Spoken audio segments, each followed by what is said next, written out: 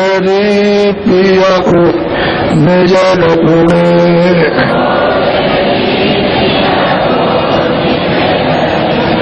ये तो ले विषय बात में,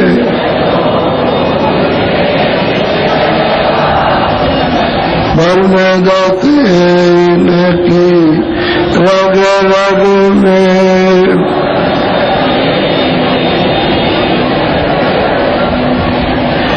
इनको जरी पिया को निज रथ में,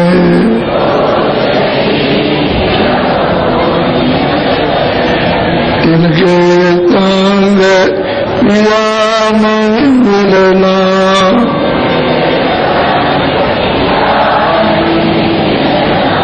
पिया मिले करो साध समग में,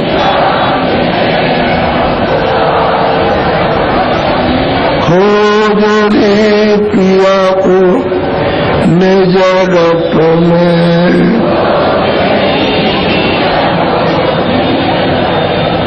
सदगुरु पूरे बहु समझावे, वो तो कहे अलग में, खोजरी पिया को निज रथ में,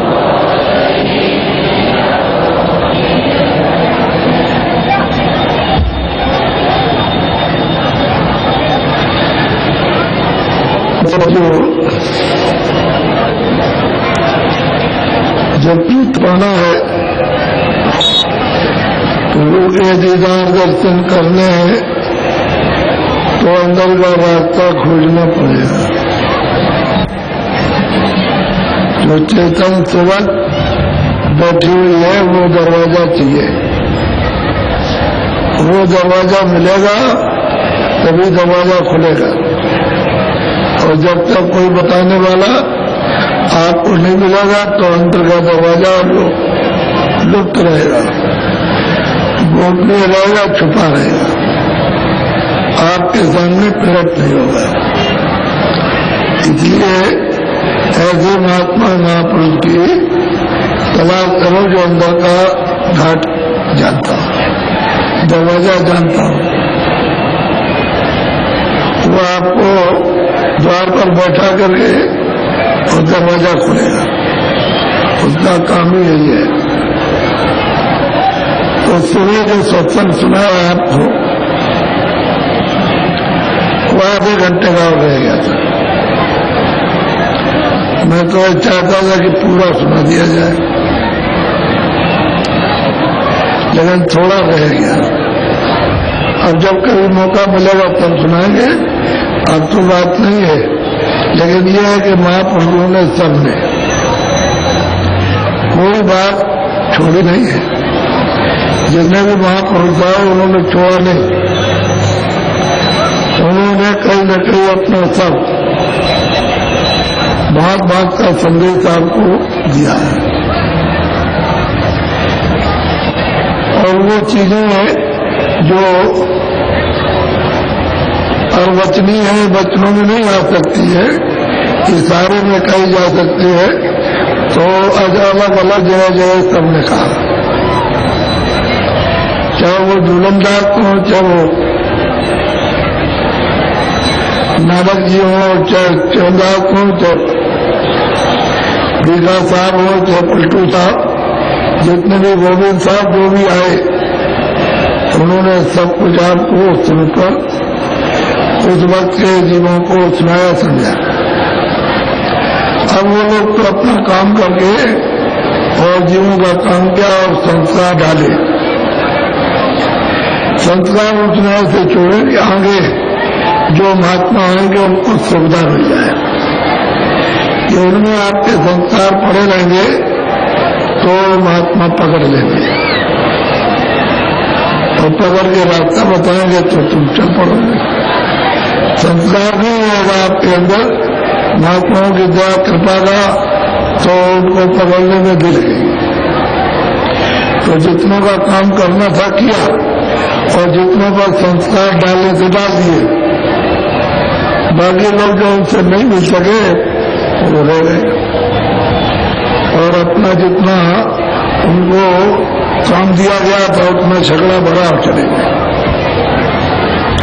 अपना अपना किसी भी मुसीबत में, किसी भी आंगनबाड़ी में कितना भी किया हो, लेकिन उन्होंने जितना काम मिला उतना किया, और यहां से चले गए और सबूत प्रमाण हो गए। वो प्रमाण सबके लिए कारगर है, काम का है। तो सबूत तुमको मिलेगा तो तुमको यकीन विश्वास हो जाएगा।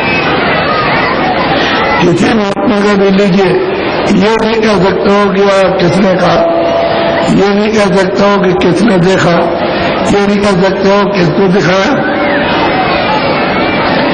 देखने वालों ने दिखाया, और जिन्होंने नहीं देखा था उनको दिखा के बताया हमको दिखाया।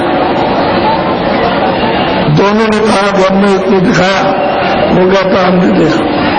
तुम्हें बात है, तुम्हारे तो अंधेरे की बात है। अब तुमको उसी तरह से उस महात्मा की, उस फकीर की खोज करो जो अपने काम के लिए आया काम करे। तुमको अपना मौका समय देना कि हमारा काम कर दीजिए, और आप जिस लिए आए हम तैयार हैं, तो चलने को तैयार हो जाओ। मचलो मचल जाओगे तो बाप माँ खिलाएगा, वो भी नहीं खाएगा। दिन भर रोते रहोगे, आखिर और रख देगा, खाना हो खाओ, और नहीं खाना है तो ये रखा हुआ, जब तुझे भूख लगा तो खाने का। तो लोग आकर के सब कुछ मनाएगा, अगर वही बैठ करके उठा के खाओ। महात्मा पहले मनाते हैं, कहते जाओ तुम बचल गए, और तुम मतलब ये कि भड़क गए, तो लेके रखा जब तुम्हारी इच्छा हो तो खा। लेकिन ये हर तरह से तुम्हारी भलाई करते हैं, ये नहीं कि तुम्हारा नुकसान हो जाए। क्यों? कि वो समृद्ध है, वो समर्थ है, सब कुछ जानकार है, इसलिए तुम्हारा कोई नुकसान नहीं करेगा। और कोई सोचा कि हम शराब देंगे ना, उनके यहाँ शराब लोगों की कोई चीज ही नहीं। हाँ, पुरुषों के पास शराब तो कुछ है नहीं, तो शराब तो कहाँ दे रहा। तो जो आपने कर्म किए हैं अच्छे बुरे, और उसी का वो शराब दे रहा है कि तुमको मारेंगे, काट काट करके तुमको फेंकेंगे, और हमारा कर्जा तुम बजा के दो, तो अपना ब्याज लेगा और कर्जा ढूंढ लेगा, और मार मार के लेगा, तुमको ठगेगा, मारेगा, धोखे में डालेगा, सब काम करेगा, कर्जा लेगा और कर्जा दिलाएगा। ऐसा नहीं कि लेगा ही दिलाएगा, मार मार के दिलाएगा। इतना कर्जा दे दो, तुमने ले लिया। इसलिए महात्मा ये काम नहीं करते, क्योंकि जीव तो बेचारा पहले अनारता अपाइज है। समर्थ अगर उसको कुछ कह दे तो नुकसान हो जाए, तो समर्थ ये काम नहीं करता, तो सिवाय उनको उठाने के कुछ, और तुम उसको समझ नहीं पाते हो। तो बड़ा ध्यान से तुम बैठ जाओ, चुप रहो बच्चे, चुपचाप चले आओ, पीछे जगह है, यहाँ तो जगह खत्म हो रही, तो तुम ही बड़ा दौड़ा करोगे, हम सत्संग सुनाएंगे और तुमको सुनने को कुछ मिलेगा नहीं। वो रास्ता पड़ा, पीछे जगह है, और लोग चले आ रहे हैं, तब तक जगह बढ़ जाएगी। इधर भी बहुत आ रहे हैं, इधर भी बहुत आ रहे हैं, भीड़ चली आ रही है। बोलो नहीं, चुपचाप रहो, वही खड़े रहो, जो जाओ वही खड़े हो जाओ, और वही खड़े होकर सुनो।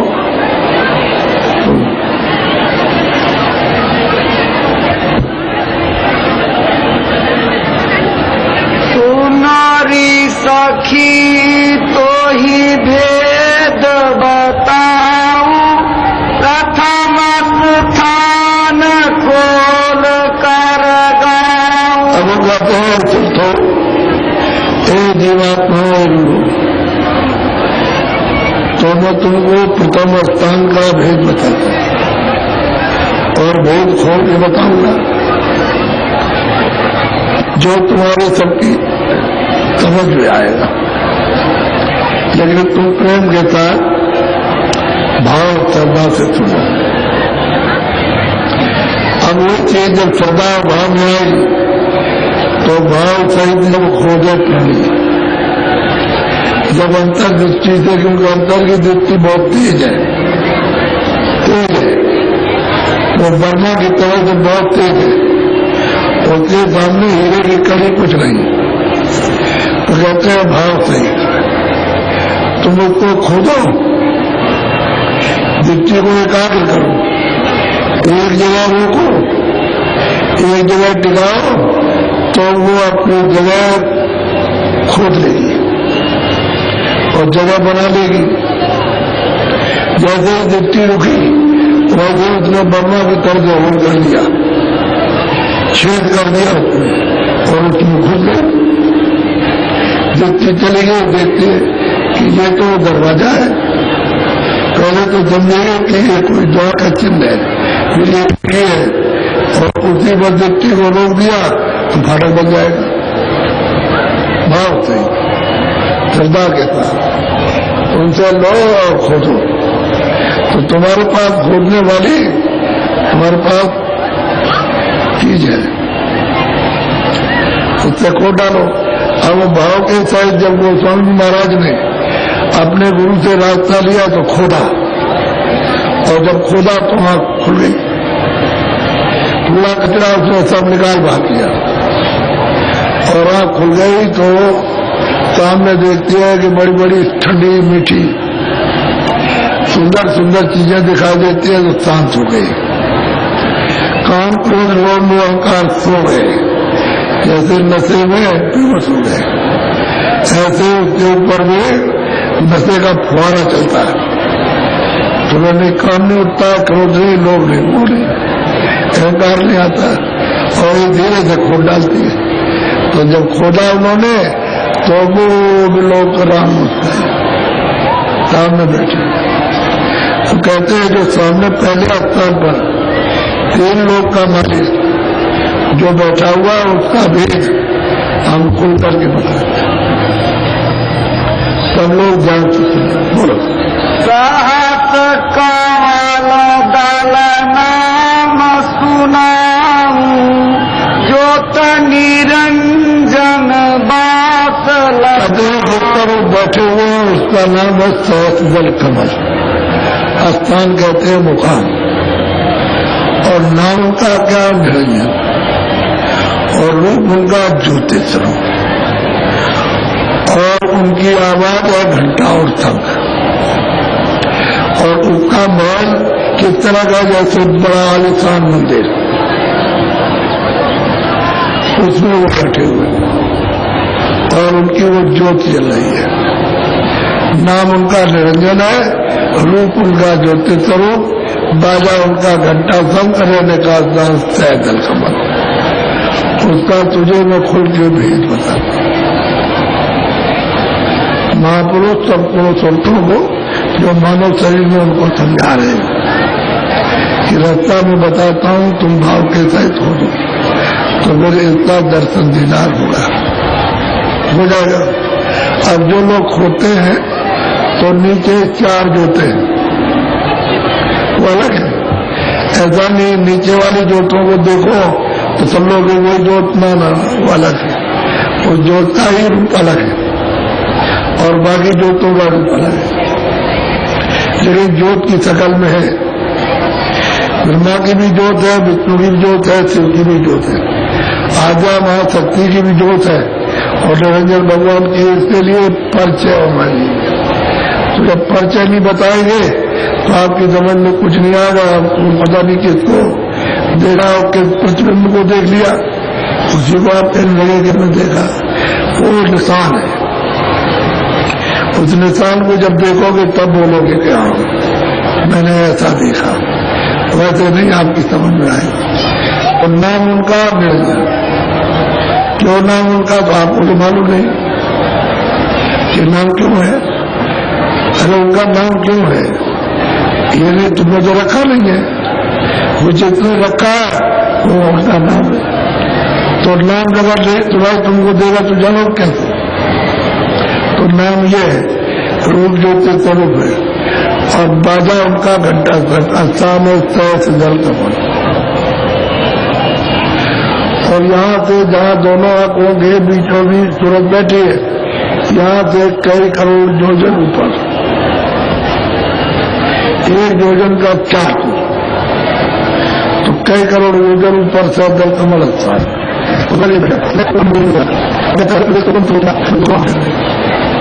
और तो पहले इसका दर्शन होगा। बोलो। करता 3 लोक यह था, वेद 4 इन रचे जना। 3 लोक के करता धरता है, ये तीनों लोगों के करता धरता है, और इन्हीं की बारिश से 4 वेद बने। इन्होंने अपनी आवाज जो निकाली, क्योंकि उनकी आवाज है, तो जो उनको समाधि लगाई जो उन्होंने सुना, और उनसे कहा तुम सुनते समझते हो तो लिख दो, तो वो बोलते गए, लिखते गए। जब वो सामने दिखाई देता ये तब तो कुछ और बात, लेकिन खाली सुनाई दिया तो सुनाई की आवाज समझ में आई कि बोल रहे, जैसे टेलीफोन है वायरलेस है, आप नहीं देखते हो कि कौन कहां से बोल रहा, आवाज सुनाई देती है। ठीक इसी तरह से आवाज आ रही तो लिखो, तो लिखा दिया गया। यही है 4 वेद, इन्हीं की आवाज से मिले। 6 जल कमल से उच्चारण हुआ, उसी ज्योति स्वरूप में से नाम मिले दे रहे, और 3 लोग के करता करता है। और ये सबके हिंदुओं के तो इतने, मुसलमानों के ये खुदा, और ईसाइयों के ये गाढ़ है, और जैनियों के तीर्थंकर है, और इन्हीं के नीचे से अवतारी शक्ति आती है। जो अवतारी शक्ति आती है इन्हीं की भेजी होती है कि जाओ वहां सच्ची में गड़बड़ी हो गई, और तुम उनको जाकर के सीधा रास्ता बताओ, मैं उसको ठीक छटनी कर दो। तो कहते रहे कि जब जब हो धर्म की हानि, 12 असुरमानी तब तब प्रधर्म चलेगा, तब वो अपनी शक्तियों को एक जीवात्मा को ना भेजते, 1 को उतार दे, 2 को उतार दे, 4 को उतार दे उनके साथ, और वो आते समझाते काम मत करो। आप नहीं मानते तो फिर आपकी छटाई करेंगे, सफाया करेंगे। अवतार इसलिए रहते हैं कि हमारे मृत्युलोक में जो हमने विधान बनाया उसका उल्लंघन सब कर रहे हैं, कोई पालन नहीं करता तो छटाई करेंगे। छटाई का मतलब खत्म करेंगे, खत्म कर देंगे इंसानों को, छटाई कर देंगे, कब्र में जाएंगे। ये तो योगी आते हैं, पैगंबर आते हैं, वो भी छटाई करते हैं। 24 पीर और 10 अवतार, और जोनियों में 24 तीर्थंकर, ये सब यही काम करते हैं। और वो जो योगेश्वर होते हैं सिर पर आते हैं, वो ब्रह्म स्थान से आते हैं, वो ब्रह्म के हुकुम से आते हैं, तो उनका काम, उनमें शक्ति ज्यादा होती है, तो वो ज्यादा शक्ति से काम करते हैं। क्योंकि ज्यादा गड़बड़ी हो जाती है तो फिर वही शक्ति काम करेगी, इनको बिना चाहिए। और आप देखो जब जब लोग आए जिनको आपने कहा कि अवतार है, उन्होंने देखो छट्टी कर दिया, यानी मतलब अनगिनत सेना मार दी, तमाम लोगों को मार दिया। अब 56 करोड़ तमाम महाभारत सारे विश्व का एक पास में करा दिया, और तमाम यानी मतलब ये 56 करोड़ विंशियों को तुरंत इन्हें देखते देखते साफ कर दिया। ये उनका काम छट्टी हो जाती है, सब ये काम नहीं करते। दो अध्याय देश से आते, वो तो जीवों की इबादत अच्छा करते और इससे बचाते। संतों की वजह से ये काम नहीं कर पा रहे, नहीं तो अभी तक तुम्हारा सबका छुपाया था। आपको तो कुछ पता नहीं है, आप तो जानते रहे। इसलिए ये अवतारी शक्तियां ऐसे कुछ आती है निरंजन के हुक्म से, कुछ आती है ब्रह्म के आदेश, जिनका नाम ओम है, उनके आदेश से आती है और काम करती है। आपको पता नहीं कि वही कितने बड़े लोग हैं और किस आत्मा को यहाँ भेज देंगे किसके लिए, तो ये उनका देश है। नीचे है स्वर्ग वैकुंठ के ऊपर खाली आज्ञा मान सकती है, इतना बड़ा लोक है कि स्वर्ग और वैकुंठ सब मिला दो और मृतलोक को मिला दो, इतना बड़ा आज्ञा महाशक्ति का लोक है जितने औरतें मरते रहती हैं, इसलिए रहती है। ऐसे सुंदर सुंदर लवास स्त्रियां और उनके मुकुट ऐसे पहले होती है कि उनको देख लो तो फौरन गिर जाओ। जब यहां फंस जाते हो तो वो तो कुछ और बात है, तो आप एकदम मोहित हो जाओगे और नारद की तरह से चिल्लाओगे कि हम इसी के साथ विवाह करेंगे। आपको तो कुछ मालूम, इनसे सबसे बड़ा शक्ति लोग है, सब और कहीं। उसको क्रॉस करना, पार करना साधक का कोई काम नहीं, साधक नहीं पार कर सकता। जब तक महापुरुष नहीं मिलेगा तब तक पार नहीं जाएगा। उसके ऊपर निरंजन भगवान, यही तो मैं खुदा है गाढ़, ये वो बैठे हुए, इन्हीं की वो आज्ञा मान सकती है। और इन्हीं से तीनों बच्चों को पैदा किया, वो उनका अलग है। इनके ऊपर में आज्ञा मान सकती है दा, और ये कह रखा है कि मेरा भेद न जानना, ये तुम्हें को जानते रहे। तो माता को तो जानते हैं, पुरुष नहीं जानते, ये तीनों में से एक भी नहीं जानता। पुरुष कहता है माता को जरूर जानता है, तो उसी के निर्देश में चलते रहते हैं। साधक के लिए बिना गुरु के ये बड़ी मुश्किल है। जो उधर चला जाए ऐसे फुर्ला पैदा कर देंगे कि 100 बार तुम पुलंटे खाओगे और गिर गिर जाओगे और तुम्हें होश नहीं रहेगा। ऐसा ये है। ऊपर को सैदल कमल में ये बैठे, उसके ऊपर माया है, तो माया का जो देश है वो सैदल कमल से, और ये स्वर्ग वैकुंठ से, और ये मृतलोक से बहुत बड़ा उनका वहां भी प्रिय, वो माया का देश है। ऊपर में वो आत्मत है, पुरुष है, नीचे नारी है। अब इसकी रचना विलक्षण है, विलक्षण साफ, लेकिन ये यहाँ जो औरतें यहाँ स्त्रियां दिखाई देंगी वो अलग, वहां के अलग, लेकिन है सब स्त्रियां ऐसे सुंदर सुंदर चमकीले, चमक दमक के मतलब है कि कितने इनमें रोशनी निकल रही है, वो उनमें से रोशनी निकलती है। तुम उसको देखते खड़े रहो, हजारों बर्तन जो ऐसे ही देखते रहो। कैसे जाओगे आप घर, कैसे पहुंचोगे बिना किसी मददगार के? यानी जो रास्ता नहीं जानता और कैसे पहुंच जाओगे? जो जानने वाला वो उसकी मदद मिलेगी तब जा सकते हो। बड़ा बड़ा धोखा, बड़े ऋषि मुनि, आपको नहीं मालूम है? सिंगी ने तपस्या की, उल्टे पेड़ पर टंगे रहते थे और हजारों बरस तक टंगे रहे और वो वायु का हार करते रहे, कुछ नहीं खाया, उनका शरीर जर्जर हो गया। और माया ने उनको क्या चमका दिया कि जिस डाल पर ये थे उसी डाल पर पैर छिड़क दिया। तो जब इधर से झूला झूल रहे थे तो एक मुंह पाती मारा तो जो मीठा बना गया, तो 2 बार मारा, 4 बार मारा, 10 बार मारा, ऐसे मारा और उसको मतलब चाटने लगे तो फिर ताकत आ गई। तो उन्होंने उस माया को देख करके कहा कि जल्दी रस्सी काटो। रस्सी काट दे, बस उतर जाए नीचे। उसके साथ शादी कर ले, 2 बच्चे हुए। ये माया का खेल है, आप नहीं जा सकते, वो पूरे गुरु की जरूरत है और कोई उधर नहीं जाते। इसलिए सब उधर जाने से सब भड़का दिए गए, भगा दिए गए। भड़काने का मतलब भगाना, ऐसी आवाज लगाई कि डर के मारे तो जा ही नहीं सकते। ऐसा रास्ता है, उसमें ऐसा जाल बिछाया। ऐसे थोड़ी कि जल्दी आप निकल जाओगे, तो महापुरुषों की कृपा से सरल होता है। ऐसे तो मैं खुल करके तुझे बताता हूँ। पहला बोलो, ब्रह्मादि सुरु महादेवती नो पुत्र इन्हीं के हैं यह चीज। इन्हीं के बेटे, इन्हीं के निरंजन भगवान के पुत्र।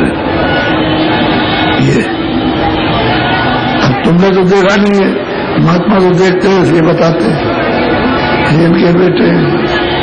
और इन्होंने उनको नहीं देखा, अपने पिता को, माँ को तो देखा है बस, पिता से बच्चे थे, उसको नहीं देखा।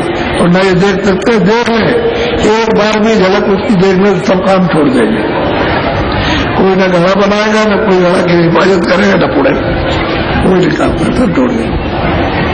इसलिए उसने कहा कि इनको छुपा के रखो, हमारा भेद न जाने और ये काम करते रहे। काम दिया गया। बोलो। कुल वैराट रचाई न मिल के जीवन घेर लिया सब वैराट की रचना इन्होंने सब की है और जीवों को तार को घेर के रखा, कोई उधर जाने नहीं पाएगा।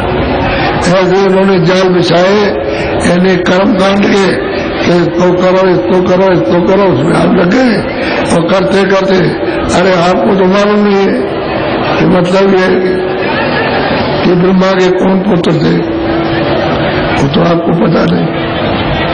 वो जो लिखते हैं वो बिल्कुल सही लिखते हैं। बोलो।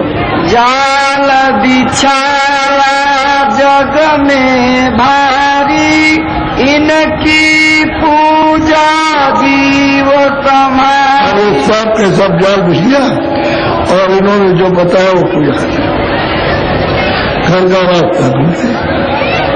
अब उधर तो जाना नहीं, बस ये पूजा इसमें करते रहो। और उन्होंने ये बता दिया अच्छा बुरा कर में इसको करो और इसका फल लो, बस ये इसमें आपने इसको संभाला। अब इसका ज्ञान भी नहीं कि भाई अच्छा कौन है और इसका फल मिलेगा, न बड़ा पता है कि भाई ये कर्म कौन सा और इसका क्या फल मिलेगा। तो दोनों काम को भूल गए, फल को भूल गए और काम करने लगे। अब अच्छे को बुरा और बुरे को अच्छा, ये तुम्हारी समझ में जाल बिछा दी। अब बुद्धि काम नहीं करती है और मन भागता फिरता है, इंद्रिया में चलाए बन रहती है, चित्त चिंतन करता है, बुद्धि निश्चय करती है, जीवात्मा विचारी तुम में है, इतनी बदहोश है, उसे कोई रास्ता नहीं मिलता। बोलो। फंसे जाल में पचे कर्म में धोखा खाया पड़े। जाल फंसे और ये कर्म इस जाल के कर रहे हैं तो तुमको धोखा मिलेगा और मालिक तुम मिलेगा, इनको भी नहीं पाओगे और मालिक तो बहुत दूर है, उसको तो कैसे पा सकते। वैसे जी भरम में फंस गए, अब किसी की बात नहीं सुनते। कोई महापुरुष बताए तो इसको छोड़ते नहीं, जो उलझे हुए हो इसमें फंस गए भरम में, और तुमको अगर इससे निकलो तो कुछ बताए तुम्हें, अब कहते हम तो यही करेंगे, तो बस अब धोखा खा गए और फिर चले गए जाल में। बोलो। अब जो कोई न को समझावे सत्पुरुष का भेद। कोई भी आए, कोई फकीर आए, कोई महापुरुष महात्मा आए और इनको समझाया कि तुम्हारा घर इतनी दूर है और रास्ता तुम्हारे पास से है और चलो हम तुमको उसका भेद बता के ले चले पहुंचाएंगे, तो उसकी बात नहीं मानते। कहते हम तो यही करेंगे। एक बनारस में मैं जब शुरू में सत्संग बनारस से किया, एक आदमी आया तो हमने पूछा वे क्या काम करते, कह रहे मुझे बताया था कि बाबा आए हैं, उनके पास जाने से और बहुत तुम्हारे काम बन जाते हैं, हमारी तकलीफ चली जाएगी तुम्हें आए। काम क्या करते हो? कह रहे काम तो बहुत छोटा करते हो। क्या करते हो? कह रहे मछली को काट के बेचा करते हैं। तो तुमको क्या तकलीफ है? तुमने भाई तकलीफ का तो तुम काम करते हो और जीवों को काट करके जब वो जब जाते हो तो दौड़ती है कि इसके तरफ की तो है, तो तुम क्या समझते हो? पहले हम कुछ नहीं समझते, हम काट देते हो, बेच देते हो। तो मेरे जैसे तुम्हारे सामने जीवात्मा तड़पती हो वैसे ही तुम तड़प रहे हो, तो तुम्हारे ऊपर कौन दया करेगा? इधर तुम्हारे दया करेगा, उधर काटोगे और ज्यादा अच्छे हो जाओगे तो काटोगे। तो असल में उसी को समझता है कि हमारा पुण्य है, और इंसान जो करता है उसी को समझता है पुण्य हम करते हैं, अच्छा कर रहे हैं। और इसी को रोजी रोटी समझ लेता है कि हमारी रोजी रोटी इसी चीज इसी से मिलेगी, और कर्म करता है तो उसे क्या मालूम चले, किसी को नहीं मालूम। ऐसे ही सब लोग अपने अपने धंधे में कटे हो, पशुओं मार रहे, पंछियों को मार रहे, इन्हें अंधा समझे। अब जब ये कर्म कर रहे हैं इसको कोई समझाए तेरी बात से क्या तो करेंगे, उसके बाद जाओ फिर ये शरीर तुमको कभी नहीं मिलेगा। और वो तुम्हें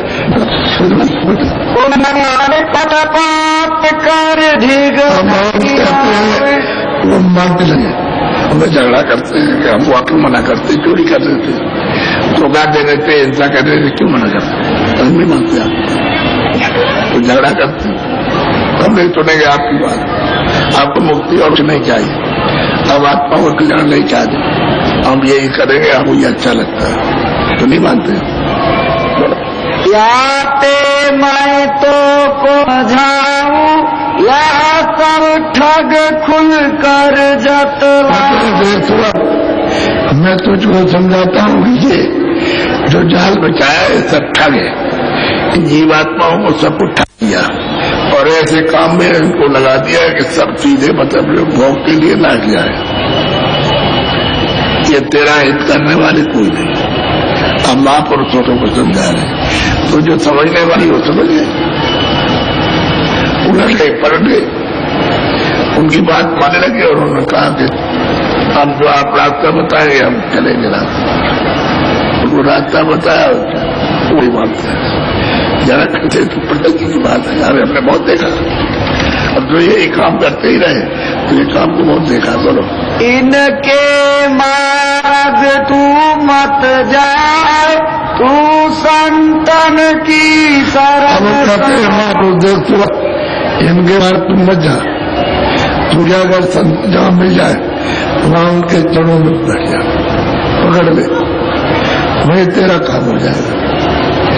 ये नहीं इनके मार्ग चलेंगे तो डूब ही रहे और तुझे भी डुबा देंगे, इनके मार्ग जाए तो संतों ने पाल दिया तो वहां अपना हित करा ले, लाभ हो जाए।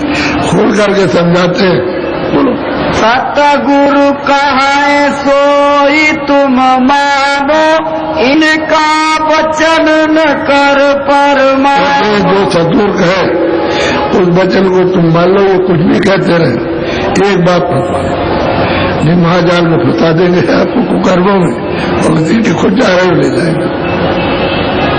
इनकी एक बात मतलब जो सद महापुरुष कहे उसको मान लो और वही करो जो बताए, ये मत करो। बोलो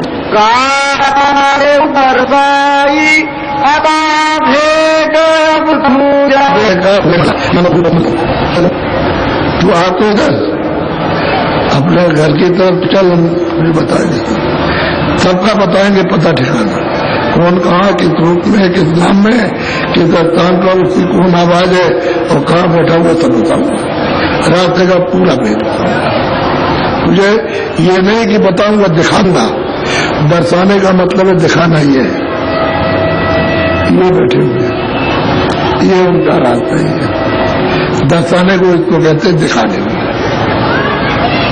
ये नहीं कैसे बता दिया बस हो गया, ऐसा दिखाना है तो तेरी आंख खुल जाएगी, कान खुल जाएंगे तो देखेगी और सुनेगी भी, और सुगंध भी जो है तो सुनेगी, मैं सब तुझे दूंगा, तू बात तुझे बहुत प्यार से समझा रहे और वो नहीं मानेंगे, न वो तेरी बात माने नहीं मानेंगे, क्योंकि उनको वही काम करना है, उस काल ने जाल बिछा दिया वही करेंगे, इनके ऊपर गढ़ से चले, गढ़ से चलते गढ़ से बड़े बड़े ऐसे आराम से चीरे जाते और लाखों बरस तक एक रफ्तार चीरते रहते हैं। वहाँ उस नरक में ऐसे चीरते रहते और चिल्लाते रहते और पीछे से जोड़ते रहते और चीरते रहते और जीव चिल्लाता रहता है, क्या करें। समाज कैसे झूठे कौन फड़ाएगा, तो माँ जेल खाना है, मतलब माँ अपराधी कुंड है। बोलो मन और सूरत जमाओ, तिल पर घेर घुमर घट आओ। तुम घाट पर आ जाओ, इन्हें इधर उधर जो भाव मत, मन को बुद्धि को चित्त को गिरा करके इधर उधर से जो काम में, क्रोध में, लोभ में, मोह में, ममता में, इन सब विकारों में घूमता फिरता है, उसको ले आओ यहाँ घाट जाए, यहाँ ले आओ और यहाँ सामने तिल का निशान है, उस निशान पर अपनी दृष्टि को ऐसे रो तो दरवाजा मिलेगा। कहते घेर घार के मन को ले आओ और इतनी के साथ उसको तिल पर रोको। बोलो। निरखो खिड़की देखो चौका चित्त लगाओ राखो रो। भाई तुम देखो, तुम निशान भी तिल का मिलेगा, खिड़की मिलेगी और फिर चौका मिलेगा जिसपे खड़े होकर देखो। चौक होते हैं मैदान, खड़े होकर तो देखोगे, तुम अपनी आंख से देखोगे वो क्या है। और तुमको तिल मिलेगा, दरवाजा मिलेगा, चौक कैसे मिलेगा। तो घेर घार करके मन को, बुद्धि को, चित्त को दृष्टि के साथ रखो और दृष्टि अपने तिल को देख लेगी, ऐसे खड़ी हो जाए। आंख बंद करने पर जब ऐसे खड़ी होती है तो तिल दिखाई देता है, लेकिन कहते हैं आंख खड़ी हो जाओ, वहां खिड़की है, दरवाजा खुल जाएगा। बोलो। पचरांगी फुलवारी निरखो दीप दान घट भी दीपक जला वो करोड़ों वजन वो जला, और वो सब पचरंगी फुलवारी, बड़े बड़े बाग, बड़ी बड़ी नदियां, नहरें, बहुत सुंदर सुंदर मकान, बहुत ही सुंदर सुंदर, वहां ये सब कुछ दिखाई देता है और ये कुछ नहीं है। ये जैसे समुद्र और जितने जमीन है सब मिलाकर बड़े बड़े नदी में जाए, कहते हैं वो दिखाई दे पचरंगी तमाम रचना है, और वो दीपदार, वो दीपक चिराग जल रहा, उसमें कोई देर बत्ती की जरूरत नहीं, तो कुदरती जल रहा, वो दिखाई देगा। कहते जीवना घाट में बैठ कर देखो। कब? जब तिल पर अपनी दृष्टि को रोकोगे, मन को इधर उधर से रोक के लगाओगे और वो खिड़की खुलेगी, दरवाजा खुलेगा तो वो दिखाई देगा। जब उसकी रोशनी आएगी तो ये सब दिखाई देगा। चरंगी कैसी कैसी रचना है, विवेकवाद की, खुश हो जाओ, मुग्ध हो जाओगे, आनंदित हो जाओ रचना को देख करके। इसमें तो कुछ आनंद है, अंतर्दृष्टि खुल जाएगी और वो दिव्य लोक है, वो जब दिखाई देगी उनकी रचना, तो मेरे को आनंद से भरा हुआ आनंद मिलता है, सुंदरता है, प्रकाश है। लेकिन ये कुछ नहीं है, वहां भी ऐसे जाल बिछा रखा कि ताकि आप आगे न चले जाओ, इसी को देख के ही रुको। अब आपसे कोई कहे कि भाई सुनो तुम मत देखो, हमें अच्छा दिखाई देगा और भी बढ़िया और सुंदर चीजें और रस भरी और बड़ा तुमको वहां मिलेगा, तो कहता है नहीं, हम अब क्षण गए, अब हम तृप्त हो गए। अरे कहले कुछ नहीं है, चलो आगे। तब बड़ी मुश्किल से छोड़ता है वहां, वो सब देखना दाखना, सब सुंदर सुंदर चीजें। और वो एक बाजार था, किसी ने लगाया, उसने ऐलान किया कि हमारे बाजार में सुंदर सुंदर चीजें देखने को मिलेंगी और जो कोई भी बाजार में आएगा, कोई भी चीज उठा लेगा जो सुंदर से सुंदर होगी तो दोबारा नहीं ले सकता। और हमारे बाजार में कोई चौकी पैरा नहीं, जो आए सामान उठाए बचे। तो सब लोग जो बाजार में घुसे गए सबसे अच्छा, आगे लगे ये सबसे अच्छा, और एक को ले लिया तो क्या आप सबसे अच्छा, तो आप नहीं ले सकते, अब तो एक तुमने ले लिया, आप नहीं ले सकते। आगे तो एक बुढ़िया आई, उसने दरवाजे में खड़े होकर देखा कि हमने सुना है कि बेटा बड़ा सुंदर बाजार, के हाँ अंदर जाओ। तो सोचने लगी कि हम जब सब बाजार देख लेंगे, उसके बाद जब देखने के बाद जो चीज पसंद आएगी उसको लेंगे। तो बुढ़िया चली जा रही है, उससे अच्छा, ये उससे अच्छा, ये उससे अच्छा, ये उससे अच्छा, ये उससे अच्छा, सुंदर चीज बहुत बात। बुढ़िया सोचने लगी भाई इसका बनाने वाला कौन है, ये जो चीजें बनाई है वो कौन है, वो सोच रही थी।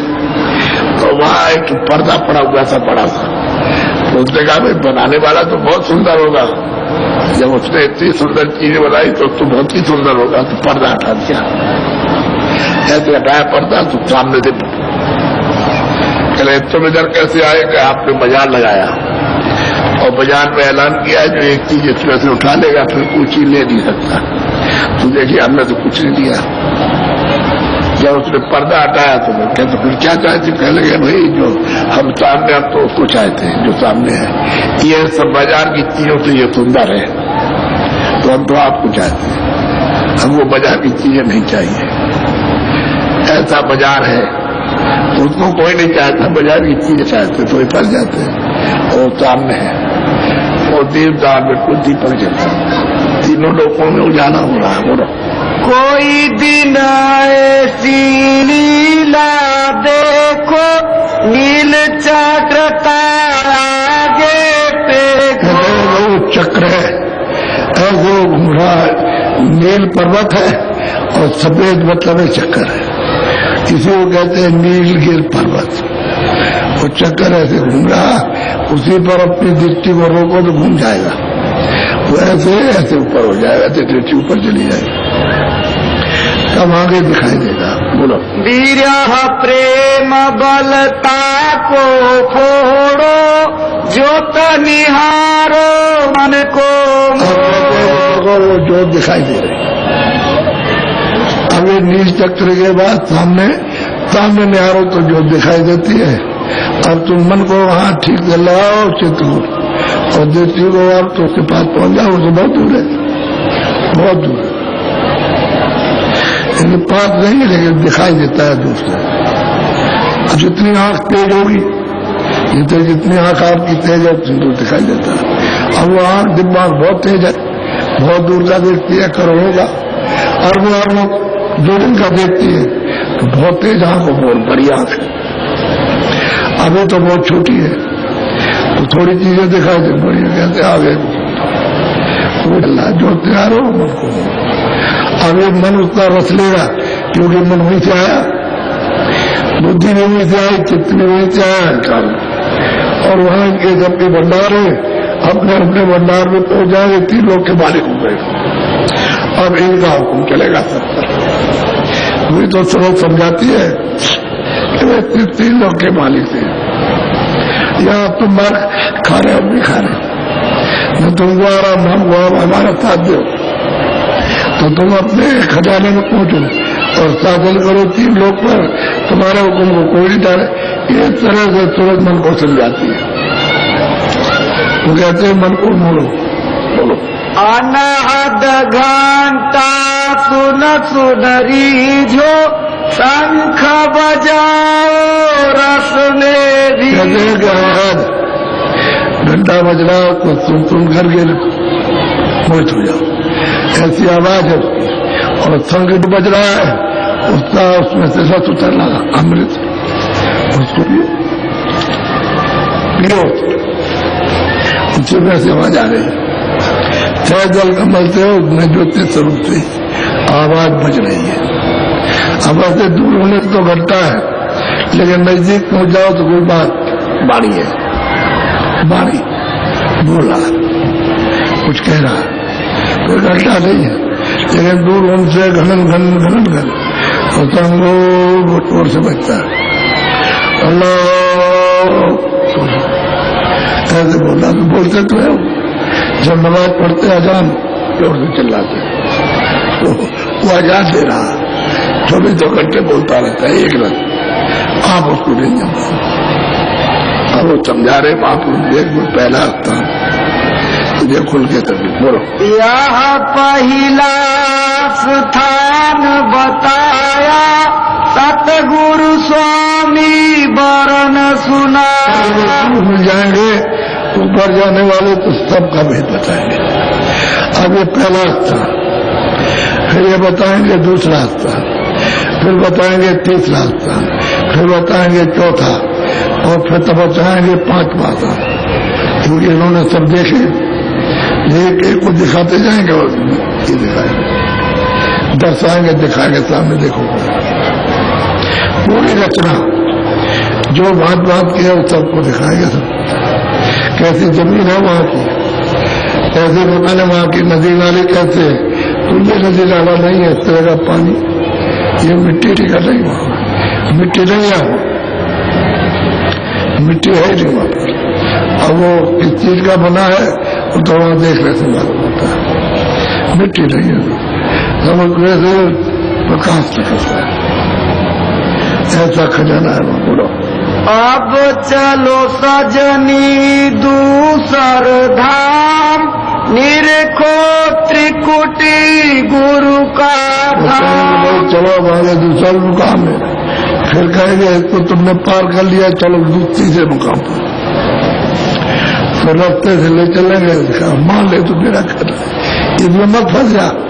काल ने जल बिछाया, अगर इसमें फंस गए तो फिर मनुष्य शरीर आपको नहीं मिला। आपकी मिला बड़े भाग, ये तन तुमने बड़ी मुश्किल से प्राप्त किया, अब नहीं मिलेगा, आपकी मिल गया। ओंकार धुन जहाँ विश्राम, गरजे बादल आओ घन श्याम। अब वो कहते हैं भाई दूसरा स्थान है, तो मैं तो आपको नामदान दूंगा। नामदान सुबह नहीं दे पाए क्योंकि वो इस तरह का सत्संग था कि अगर पूरा नहीं सुनाते अधूरा रह जाता है तो समझ में नहीं आएगा। तो सुबह का सत्संग में से लगे, इन्हें मतलब ये है कि 3 4 घंटे एक को समझाना, तब पूरा मतलब समझ में आएगा विधि विधान। और समझ जाओगे तो फिर निकलेगा नहीं, और समझाना जरूरी छोड़ दिया तो फिर उसके समझाने का मौका लगा न लगा छूट जाता है, क्योंकि ज्यादा समय हो गया तो छोड़ देते हैं। तो हमने सोचा पूरा समझाया, पूरा बताया, तो सब विधि से बताया पूरा, जहां से आए वो जहां मालिक है जहां, और जिस तरह से रचना हुई जैसे जीवात्माएं आई और भेजी गई सब चुन से चुन। अब वो स्थान अलग अलग कर रहे हैं कि चलो तुम वहां पहले स्थान पर, फिर दूसरे में तीसरे में, इस तरह नहीं चले। तुमको दर्शाते गए दिखाते चलेंगे, चलते चलो और चलते चलो, रुको मत, जितना कहो उतना चलो आगे, चलते ही चलो। अपने घर में पहुंचना है, बीच में कहीं रुकना नहीं, बीच में पहुंच जाते हैं। जब अंतिम मंजिल पहुंच जाओगे तो खुद ही मालूम हो जाएगा मैं अपनी मंजिल पर आ गया, अपने देश में आ गया। देश में दसते ही फिर भी होते ही पता चल जाएगा मैं अपने घर आ गया, और दूसरे घर में रहोगे तो पता नहीं चलेगा। तो मैं नामदान आपको सुना, ये पहला स्थान है। तो तुम्हारे अंदर का अंदर रास्ता गया, देखने वाली आंख भी तुम में, सुनने वाले कान भी। तो सुनोगे, रूप को देखोगे, रचना को, और उसकी आवाज जो वहां सबकी हो रही उसको सुनोगे, और जो वहां सुगंध है उस सुगंधी को नक्शा लेंगे। तो तीनों चीजें उस सूरत में, और शरीर में दो आंख, 2 कान, 2 नाक, उसमें एक आंख, एक कान, एक नाक। अब आपसे कहा जाए तो कथा वार्ता इतना सुनते हो, कोई नहीं कहता 3 आंख है, 3 कान है, 3 नाक, कोई बताता नहीं। सूरत में एक आंख, एक कान, एक नाक है, इतनी कथाएं सुन डालते हैं और आपको सुनाया जाना कि तुम्हारे पास 3 है, 2 शरीर में और एक जीवात्मा रूप है। ये पहला स्थान भी नहीं बिगाड़ते, और जो रचना है तो उन्होंने कुछ नहीं कहा, छोड़ दिया। बहुत रचना है इन तीनों लोगों में, बहुत रचना तरह तरह की, वो तो छोड़ दिया, वो दूसरी जगह कहेंगे, वो और जगह कर्म में समझाएंगे, तभी बात ने समझाया। ऐसा नहीं है एक ही ने कहा, जितने भी महापुरुष आए सबने कहा। अब आपको नामदान देंगे और उसमें ये बताएंगे कि आप शाकाहारी रहना, शाकाहारी सुधार करो, मोटे महीन अनाज का और छोटी बड़ी सब्जियों को, और सूखे गीले फलों को और घी दूध को। आप 20 बार, 25 बार, 50 बार भूख लगे तो खाओ, हम तो आपको मना नहीं करते। भूख लगे तो खाओ, बिना भूखे नहीं, क्योंकि भूख लगेगी तो पेट खराब नहीं होगा, और भूख नहीं लगेगी और खाया तो पेट खराब हो जाएगा, तो आप बीमार हो जाओगे। तो खाओ, सुधार करो, मोटे पसंद हो मोटे कपड़े, वही पसंद हो झोपड़ी में जाओ तो फूकी बना लो, मकान चाहो मकान बना के दो, मकान बना सकते। खेती का काम, दफ्तर का काम, दुकान का, मजदूरी का काम खूब करो। हमने तो मना नहीं किया। हम तो किसी को साधु नहीं बनाते। हम तो बहुत दिन हो गए कोई साधु या नहीं। यहाँ सब गृहस्थी अपना दर्द चले गए। कोई 20 दिन रहा, कोई रहा, घर चला गया। सब गृहस्थी रहते। हमने किसी उस्ताद ने ये कभी कहा ही नहीं कि तुम भी वक्त घर बार छोड़ दो और काम काज छोड़ दो और साधु हो जाओ। गुरु महाराज ने हमको नहीं पढ़ाया। बेटा अपना अपना काम बताना, वो करो, और भजन अलग है। भजन चीज अलग है तो ये काम अलग है। तो आप ऐसा समझो कि भाई किसी को साधु बना दे, घर बार बच्चे बाल बच्चों को छुड़ा, ये सभी बात ये कोई नहीं कह सकता कि हमारे बाल बच्चों को मतलब छुड़ा रहे हैं, बच्चों को भगा रहे हैं, न बच्चियों को और न पुरुषों को, न देवियों। आपने अपनी जगह तब तो भड़क जाएंगे। अगर ये भड़क जाए तो आदमी को जाने देते हैं। अब ये भड़क तो खत्म हो गई इनकी, तो बराबर बराबर है।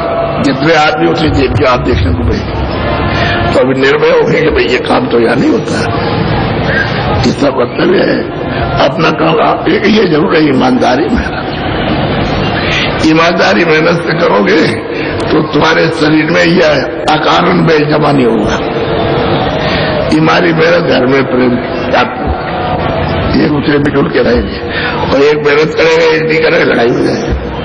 पति पत्नी लड़ाई होती है जो इतना निकटवर्ती समय पिता पुत्र में, फिर भाई भाई में लड़ाई हो जाती है, रोज पड़ोस तो समाज भी बिगड़ जाते हैं, हत्ती बिगड़ जाती है, और घर भी बिगड़ता है, दुकान भी, दफ्तर भी बिगड़ता है। ईमानदारी मेहनत सब जगह फलता है, और नहीं तो सब जगह दुखदाई है। ज्यादा मत करो, बात अलग है। कमजोरी की वजह से कैसे हमारा घर चलेगा। अगर हम लेंगे देंगे, ठगेंगे नहीं, और दूसरे को चकमा धोखा नहीं देंगे, चोरी नहीं करेंगे, डकैती और बेईमानी नहीं करेंगे, दगेबाजी, तो हमारा काम नहीं चलेगा। वो तो तुम्हारी बात, वो तो झूठे है। उससे आपको आराम नहीं मिलेगा सिवाय दुख के, दुखी मिलेगा।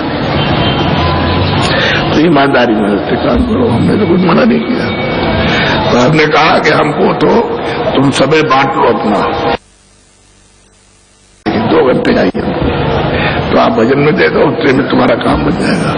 बाकी सो भी बच्चों की सेवा भी करो, दफ्तर का काम, मजदूरी करो, सब करो, अच्छा कार्य करो, जोरदार करो, ताकि आप ये बुद्धि जो मती है तो शुद्ध साफ रहे, मन भी आपका चंचल ना हो, चित्त भी चंचल ना हो, बुद्धि का मतलब साफ रहे, वो भी इधर उधर सोच विचार ढूंढने न पड़े, और शुद्ध साफ रहे। और नशा मत करो। बीड़ी तो होका भी सकते हो, लेकिन और कोई नशा जिससे तुम पागल हो जाओ और माँ को, बहन को, बेटी को, भाई बंधुओं को न पहचाओ, वो उससे तुम्हारा जो काम है वो पसोसले में नीचा गया। जब माँ बहन और बेटी की परख पहचान खत्म हो गई तो फिर पशु से भी ज्यादा नीचे चले गए। पशु भी ऐसा काम नहीं कर सकता। नशा मत करो कोई भी। तो हम तो तुम्हारे हित की बात करते हैं कि नशा करोगे तो तुम्हारा पशुवत हो जाएगा, तुम्हारे कर्म भी पशुवत होंगे अज्ञान के, तो फिर तुम आगे सजा पाओगे, फिर रो चिल्लाओ। तो हम तुम्हारे फायदे के लिए, जिससे कि तुम्हारा लाभ से भी लाभ हो जाए, बताते हैं। हम न मानो मत तुम्हारा अधिकार है। तुमको अपने लोक में उसने आजादी दी है, जो चाहो करो, जो तुम्हारी इच्छा अंदर से उठे उसको करो। बुरा देखो, अच्छा देखो, बुरा सुनो, अच्छा सुनो, बुरा बोलो, अच्छा बोलो, अच्छा चिंतन करो, बुरा करो, अच्छा संकल्प करो, बुरा करो, अच्छे आप काम करो, बुरा काम करो, सब तुम्हारे ऊपर छोड़ा। उसने कहा हमारी तरफ से कोई रोक नहीं, हाथ पर उसने अपना पर हाथ लगाया, और मतलब हाथ पकड़ ये सब कुछ नहीं, तुम जो चाहो सो करो, और जो तुम करोगे उसका मैं फल दूंगा, वो फल देगा काल में। तो बताओ तुमने क्या क्या किया, कभी मालूम है? रात को बैठ करके कागज पर लिखो कि कितने हमने बुरे काम किए, पता चल जाएगा। अच्छा एक भी नहीं किया, सब बुरे बुरे काम किए। और चाहो कि हमको इससे सुख मिल जाए, आराम में कैसे मिल जाएगा? सुख आराम कैसे मिलेगा जब आपने बुरे काम किए हैं? अंदर तो आपने मलबा दिया और मवाद बढ़ रहा इधर, मतलब ये है कि, और वो उसको चाहते हमको सुख मिलेगा, कभी नहीं था। सुनाया भगवान की चर्चा, और कुछ पूछा कुछ नहीं, और पूछा चर्चा सुनाई, सुनता रहा। कहते कल हम आ सकते हैं, जब जाओ। हम कब मना करते हैं, तुम कल आओ, कई दिन आओ। तो कहने लगे हम 10 दिन लगातार सुनेंगे। 10 दिन आया, उसको बहुत अच्छा लगा, बहुत अच्छा। तो कह लगे महाराज हम और सुनना चाहते हैं, और तो समय दे देगा। हमने कहा दे। तो आया तो फिर होगा अभी तो वह बहुत अच्छा सुना, बहुत ज्यादा मैं उसकी लगन लगे। मैं लगे महाराज अगर मोटा समय तो तुमने खिला 1 महीना हो गया, एक भी दवा की पुड़िया नहीं खिलाई अपनी स्त्री, और न बजा से खरीद दिया। तुमने पूछा, हमने कि भाई तू हटा करे अपनी घरवाली को, जो बीमार पड़ी है उसको दवा को देता है, उसकी देखभाल करता है। हमने ना कोई दवा ली है और ना उसको खिलाई। तो हमने तू कितना शैतान हो गया कि उसको डायरी को तू दवा खरीद करके नहीं खिलाता है। हम इधर आपके पास आते और हमारा मन जो है घूम गया। तो हमने कोई दवा नहीं, हमने तो फिर वो अच्छी हो गई। अच्छा लड़का भी अच्छा हो गया और मैं भी ठीक हो गया। और इसलिए भगवान की चर्चा सुनने का वजह है ये तो उतारा, उधर देख एक पैसा खर्च नहीं करा, उसको दवा खिलाई और ठीक हो गया। अब उसकी समझ में बात आई। हमने क्या काम करता, चपरासी दफ्तर में काम करता। चपरासी है तो पूजा कितना पाता बताया उसने कि हमको 35 रुपये बचते थे, अब 50 मिलने लगे। तो अभी देखे काम करेगा, हमारी बात मानेगा, करेगा, मानेगा।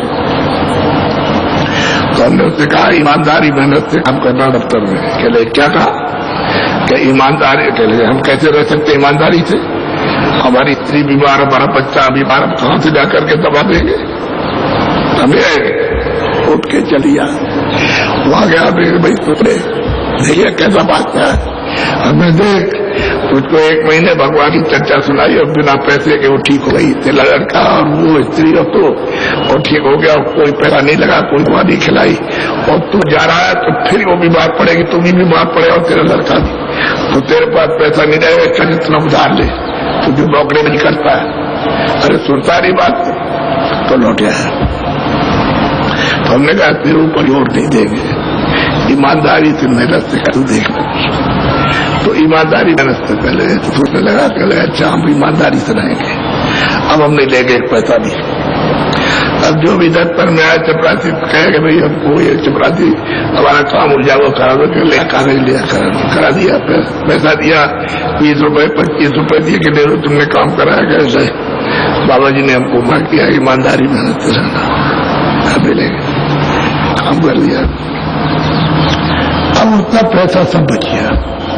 खाने में कितना 4-5 रुपए पूरे परिवार में सस्ता मिलता था। उस समय तो अनाज महंगा नहीं था, वो तो बहुत सस्ता था। 12-12 किलो, 15-15 किलो, 20-20, 25-25 किलो 1 रुपए का चना हमारे सामने। 6 रुपए 6 पैसे तोला चांदी बिकती थी हमारे सामने। आपने खुद खरीदी है, इतनी तो सस्ती थी। अब वो पैसा बच गया। तो एक दिन बोला कह महाराज दफ्तर पड़ता है 8 मील, अंधेरे में जाता हूँ और चलते चलते थक जाता हूँ और वहां देर में पहुंचता हूँ और 9 बजे छुट्टी आती है तो 1 बजे आता हूँ। तो बहुत परेशान हो गया हूँ। हमने पैसे बचा लिया के पास से, तो हम एक साइकिल असेंबली ले लेते हैं। दुकान पे गया, कहले भाई साइकिल लेना चाहते हैं, ले साइकिल। तो कितने की है, कहले 55 रुपए की। कहले भाई हमारे पास 50 रुपए हैं, अगर लेना चाहो तो दे दो और नहीं तो हम चले जा रहे हैं। जब ठीक 50 ही दे दे। 50 रुपए की साइकिल ले आया और यहाँ से जाया और जल्दी पहुंच जाए, बच्चों की सेवा करे जल्दी से और मतलब यह और जल्दी पहुंच जाए।